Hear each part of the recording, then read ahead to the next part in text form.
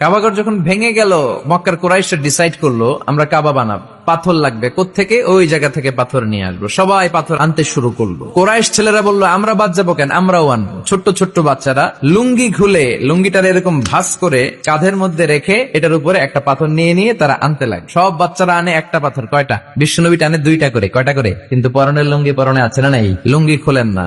বিশ্বনবীর চাচা আবু তালেব বলল, মুহাম্মদ তুমি ছোট্ট মানুষ, তোমার বয়সের ছেলেরা পাথর টানে একটা, তুমি টানো দুইটা। আর সবাই লুঙ্গি খুলে ফেলেছে যাতে কাঁধের মধ্যে ব্যথা না পায়, চোট না পায়। তুমি যেহেতু দুইটা করে পাথর টানো, তুমিও তোমার লুঙ্গি খোলো। খোলো, লুঙ্গি খুলে রাখো। ছোট্ট মানুষ, কি হয়েছে, খোলো না একটু। ও চাচা আমার শরম লাগে। কি লাগে? আমি খুলবো না।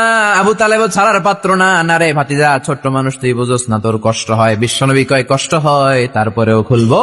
5 বছর হালিমার বাড়িতে ছিলেন। হালিমা দুধ খাওয়ালো। হালিমা বলল, মোহাম্মদ রে দুধ খাওয়াতে নিলাম, কিন্তু আজীব তামাশা, আমার ডান স্তনের দুধটা খায়, বাম স্তনের দুধ তো খাওয়াতে পারি না, বাম স্তনের দুধটা মুখে ঢোকাতে পারি না। 5টা বছর ছিল, 2 বছর দুধ খাইলো, একদিনের জন্য আমার বাম স্তন টাচ করে নাই। কারণ হালিমার আরো কয়েকটা ছেলে মেয়ে ছিল। উনাইসা নামে এক মেয়ে ছিল, সাইমা নামে আরেক মেয়ে, আব্দুল্লাহ নামে এক ছেলে। এরাও দুধের বাচ্চা ছিল। বিশ্বনবী যদি একাই 2 স্তনের দুধ সাবার করে ফেলেন, তাহলে দুধ ভাই বোনরা খাবে কি? 2 বছর বাচ্চা মোহাম্মদ ইনসাফ প্রতিষ্ঠা করেছেন কোন, ঠিক কিনা? আবার হালিমা বলে, এই ছেলেটারে আমি 5 বছর রাখলাম, এই 5 বছরে কোনদিন কুরাইশি মোহাম্মদ রে কান্না করতে দেখি নাই। শুধু একটা সময় কান্না করত।